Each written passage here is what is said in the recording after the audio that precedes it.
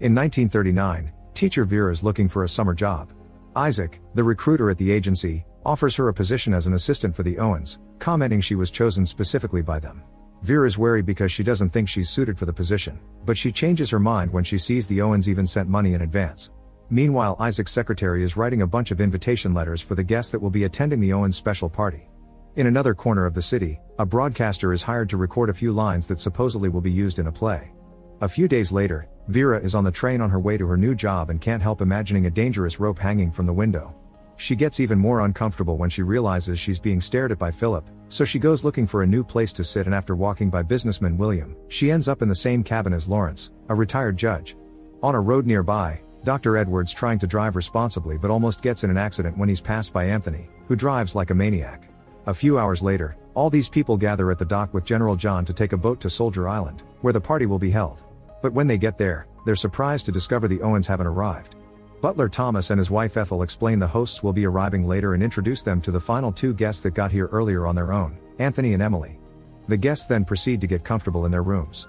William takes some notes about the others because somehow he already had a full list of everyone's names. Philip takes a gun out of his suitcase that he hides on the night table, and Anthony has fun with an illegal upper. The guests also discover that in every room of the house there's a framed poem called 10 Soldiers, which tells the story of 10 men that got together to dine and died one by one in different ways. Afterward, Vera takes a look around the house and ends up in the below stairs, only to be stopped by Ethel, who points out this area is staff only. Vera explains she was hired as an assistant, but Ethel tells her the Owens left explicit instructions of treating her as a guest. In the evening, dinner is announced with a gong, and the guests gather in the dining room where they discover that in the middle of the table there are 10 figurines to match the 10 soldiers from the poem. Dinner goes well with lots of conversation, yet the Owens still don't show up, and Thomas explains there isn't a telephone to check on them.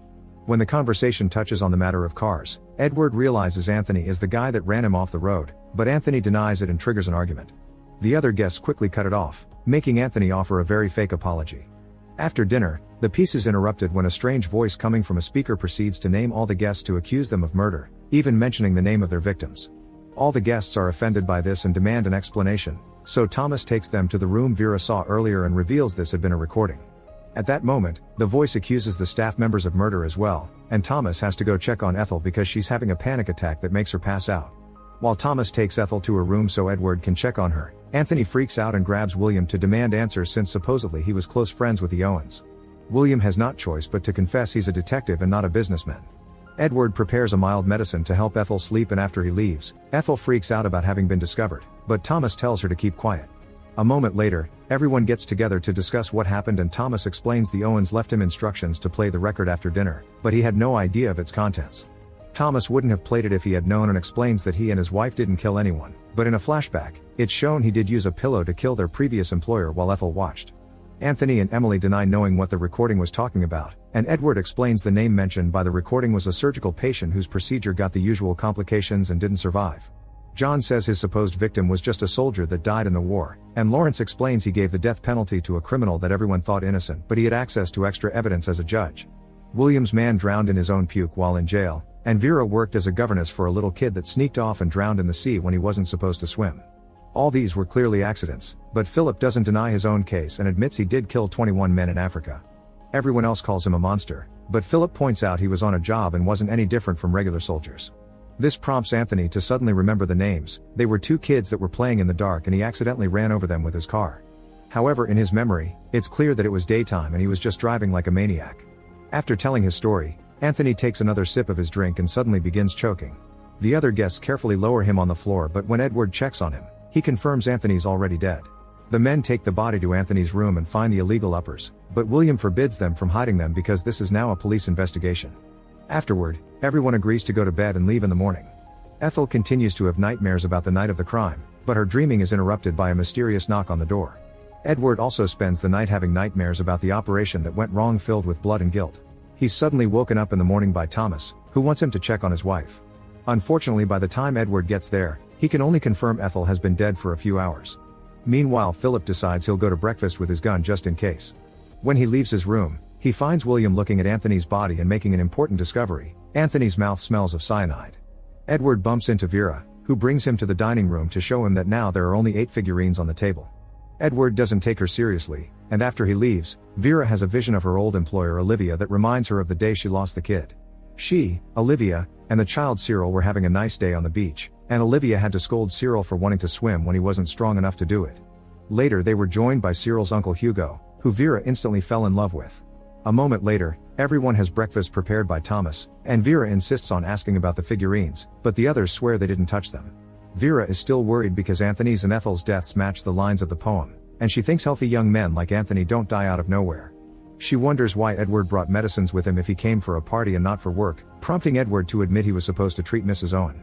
Vera still thinks they should check his bag, and Edward finally gives in, but only after pointing out that then they should also check Lawrence's things because Edward saw him in the cancer ward in his clinic. Both suitcases are checked, but they only find mild medicine, nothing dangerous, and an offended Edward throws Vera's suitcase open in revenge. Afterward, Philip approaches Vera in private and explains he killed those men for diamonds before asking Vera about her own truth, but Vera sticks to her story. She loved the kid and almost drowned too trying to save him. Meanwhile, John's packing his things and remembering the day his friend Henry died. During the war, John found letters from his wife in Henry's jacket because they had been having an affair behind John's back. When he saw Henry again, John pretended everything was fine, but as soon as Henry turned around, John shot him. Downstairs, Philip's asking Thomas for more information, and Thomas explains he and his wife had been on the island for a week but they never saw anyone except for the sailor that came with supplies. Philip thinks the Owens must be hiding somewhere on the island and William agrees to go searching with him. While they look around together, William tells Philip about how his prisoner fell in his cell, but it's revealed that William had actually beaten the poor guy to death. John is also out for some fresh air, and when Vera checks on him, he confesses his wife died of influenza after the war and that he regrets not letting her be happy. He also thinks the boat won't come and that they're stuck here. After Vera leaves, John has a vision of Henry haunting him. In the house, a drunk Edward joins Philip and William on their search.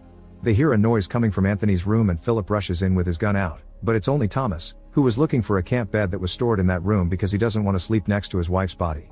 Unlike the guests, he isn't allowed to leave when the boat comes. In the meantime, Vera helps Emily with her wool and gets to hear her story, which she hadn't wanted to share in front of the men. Emily had hired a foundling girl as her maid and taught her all she knew, but the girl got into trouble and Emily refused to help her, so the girl ended things for herself. After Vera goes inside for some tea, Emily notices there's a storm coming, but the birds are actually strange. When she comes closer to check, she discovers the birds are flying above John, who is now dead. A moment later, the men bring John's body inside, and William confirms this is without a doubt murder. Vera checks the figurines again and notices another one went missing. Remembering how she failed to save Cyril and scared by all these deaths, Vera goes to the beach to end things, but Lawrence stops her and brings her back into the house. The guests have a meeting to discuss things and start by asking Philip about his gun. He explains he wasn't invited here, he had also been hired by Isaac under Owen's orders, who paid him well for coming as a mercenary ready to act if necessary. Lawrence came because he was told a friend of his was going to be here. Emily came because Mrs. Owen had been interested in her work on education. William was told someone would come under false pretenses and a cop would be needed, so Owen supplied a list of guests, and Edward came as a doctor for Mrs. Owen. However, everyone got these invites through letters and never got to meet the Owens. At that moment, Lawrence realizes that the initials that signed the letters were UN Owen, which sounds like unknown. Lawrence thinks this is a riddle and the killer is one of them. Meanwhile, Thomas discovers there are some liver and kidneys missing from the fridge. The boat never comes, so when night falls, everyone goes to sleep and locks their doors. Emily prays for protection and gets terrified when she has a vision of her maid appearing next to her. The next morning, Edward desperately hits the gong downstairs to make everyone wake up because he found Thomas dead. The killer had used an axe, once again matching the poem and proving Vera right. While Philip and William take the body to his room, Vera makes coffee, but Emily doesn't drink it because she can't trust it. Edward approaches Lawrence in private and after apologizing for telling everyone about his illness, he asks him for an alliance, which Lawrence accepts. Sometime later, Vera is walking through the house when she sees something that shocks her and makes her check on the figurines, confirming another one's missing.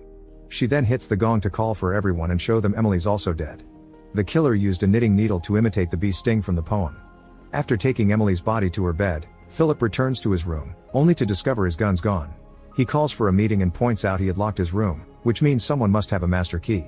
An argument begins as they start accusing each other of being the killer, and the tension only goes away when William offers as an alibi that he had been constipated in the bathroom. Afterward, they search every room for the gun, and they even undress to only wear a towel or a robe in order to avoid hiding anything in their clothes. Vera changes into the swimming suit she had been wearing the day Cyril died, which makes her remember how Cyril had wanted her to marry Hugo and be his aunt. When she looks at herself in the mirror, Vera finally notices that there's a strange hook on her ceiling. Later, when Vera sees Philip in just a towel, she decides to undo her robe as a silent method of flirting, and they agree to start calling each other by their first names, unaware that Edward's watching them. All the bedrooms are clear, So the group begins searching the rest of the house, but they don't find anything.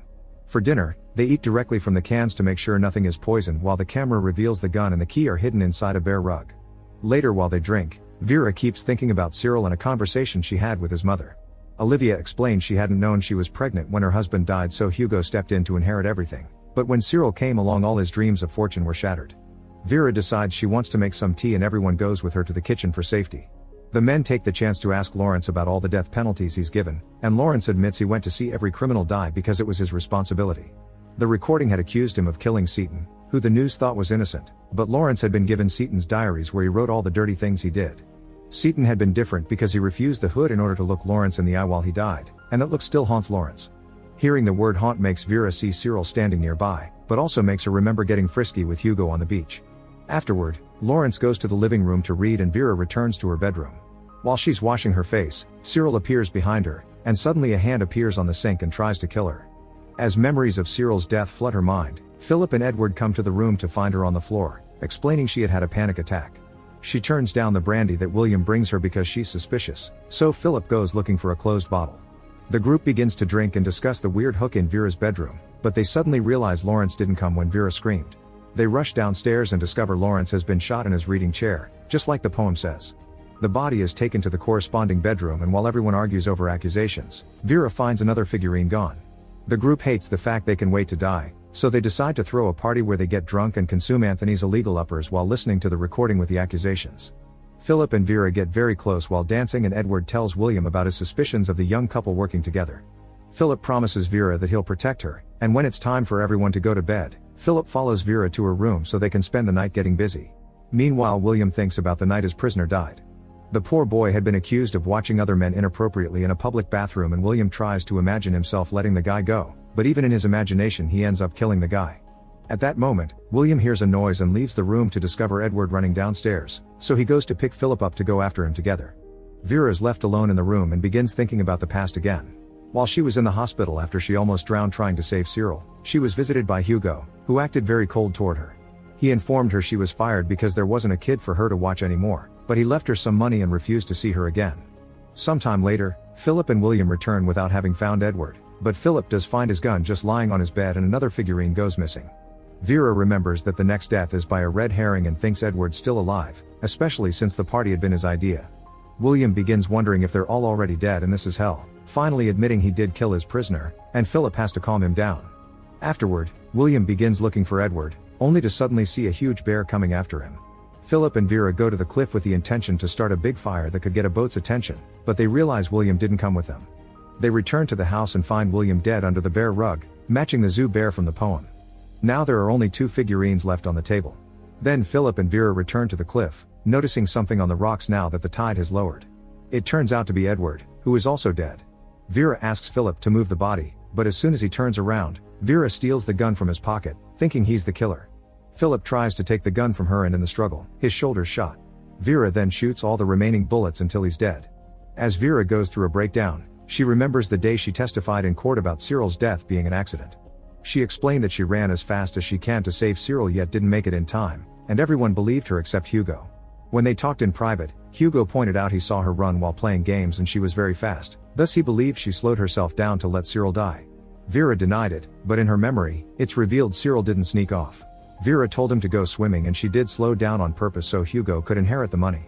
At that moment, Vera sees Cyril again, who takes her back to the house to show her the hook in her bedroom now has a rope. Vera gets in the chair and decides to end things like in the poem, only to change her mind when she sees the door open and Lawrence comes in. In her shock, she accidentally kicks the chair, so she tries her best to stay up while barely breathing and hearing what Lawrence has to say. It turns out the Owens don't exist, and everything had been a plan by Lawrence to get justice for all the people the guests killed. He had faked his own death using the liver and kidneys he stole from the fridge, and everyone believed the doctor when he confirmed it, but Edward had lied for the sake of their alliance. Lawrence explained Seaton's diaries weren't made public because they were too disturbing, but they woke something in Lawrence, and when Seaton looked at him when he died, Lawrence finally understood they were the same. Lawrence's tumor never got better and he's planning to use the gun to match his own death with the poem. That way the police will find 10 bodies but no murderer because they'll be chasing after the non-existent Owens. Vera tells him there aren't any bullets left for him, so they should lie together and tell the police Philip killed them all. However, Lawrence moves the chair and finally kills Vera as he reveals he still has the bullet he took from the gun to fake his own death. Afterward, Lawrence goes to the dining room and puts the 10 figurines together again. He prepares the chairs and drinks to make it look like he had company, then uses the gun to finish the plan exactly like the poem.